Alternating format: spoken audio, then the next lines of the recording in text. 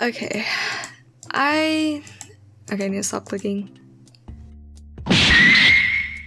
I have been wanting to make this video for literally forever, but of course I've been dealing with some insecurities about my voice sounding like a robot whenever I try to read off of the script, so decided I'm gonna do this video like almost completely unscripted, so if I sound like a little, I don't know, if I sound off, that's just why. Anyway, into the video. Guys, I have a confession to make. I cannot bend my knees. I think it all started when I was younger. I would always walk on my toes for whatever reason, whether it be in my own house or in the park. It was even to the point where I would do it in classrooms. I remember being in 4th grade and one of my classmates asked me, "Kira, why are you walking on your toes?" Oh, it's because you want to be taller, right?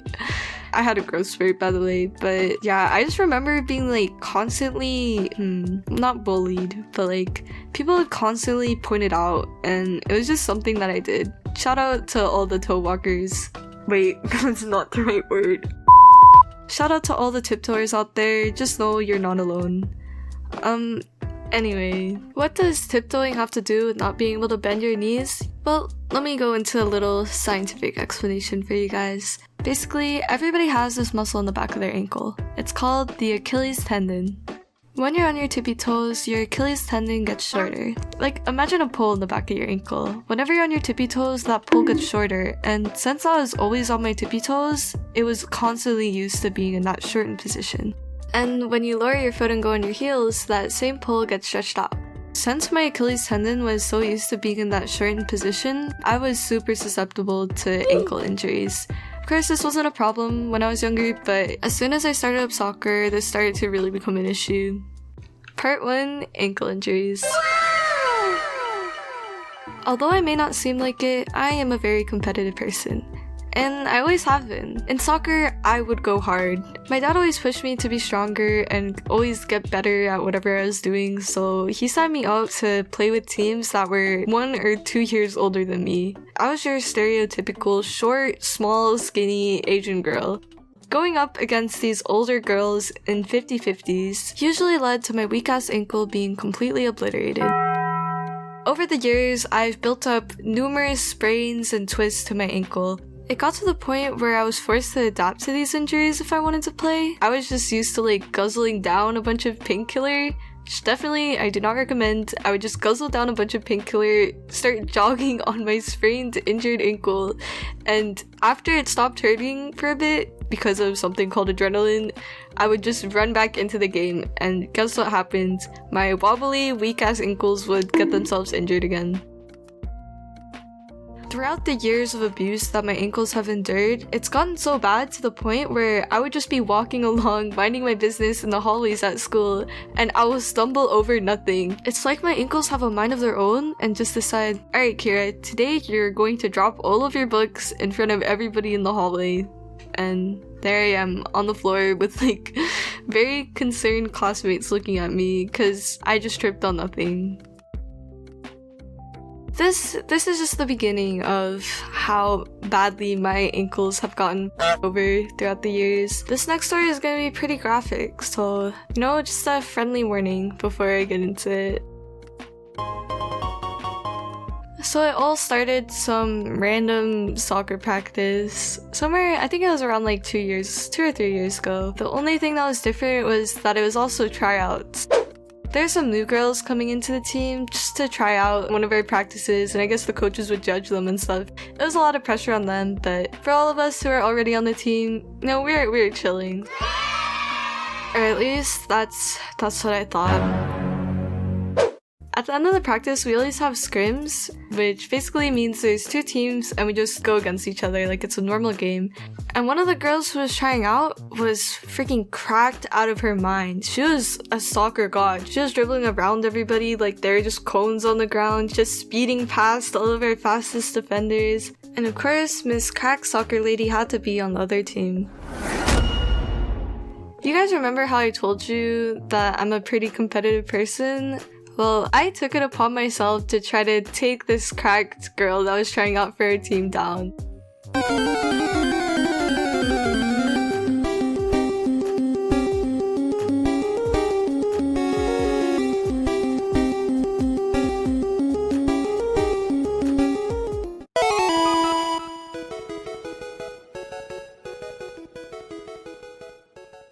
Unfortunately, this moment of triumph did not last long because literally seconds after I took the ball from her, I just felt a loud crack and I fall down onto the ground in pain. That's when I realized I actually didn't win. She had broken my ankles, just like everybody else on my team. Except this time my ankles were literally broken.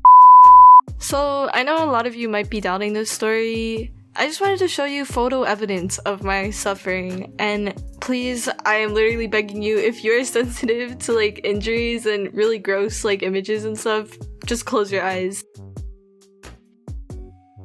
So yeah, that's my foot.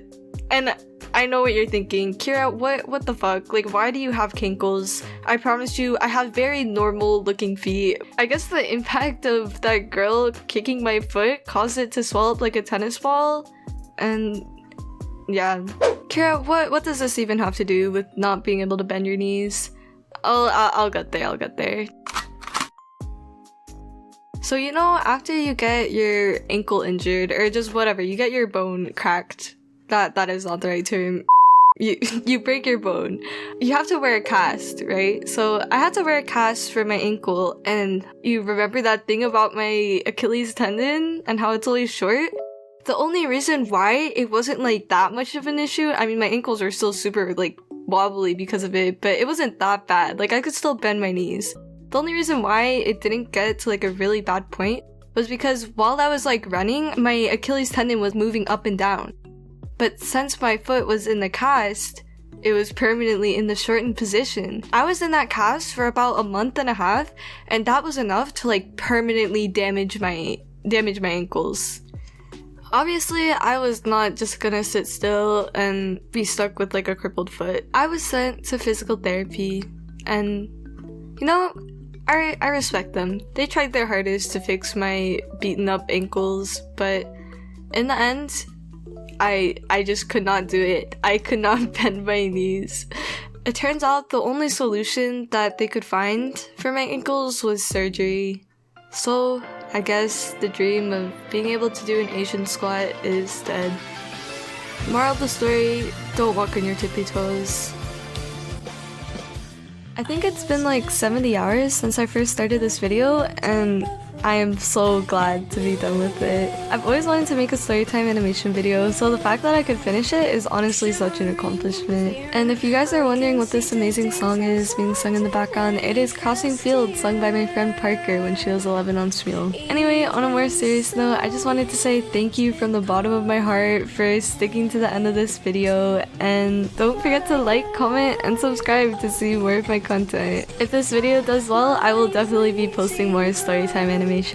If you want to support me further, subscribing is enough, but I do have a $1 Patreon available. It should be linked in the description below. Doing so will unlock a bunch of sketches and behind the scenes content for all of my art and videos. Hopefully I'll see you next time. Bye!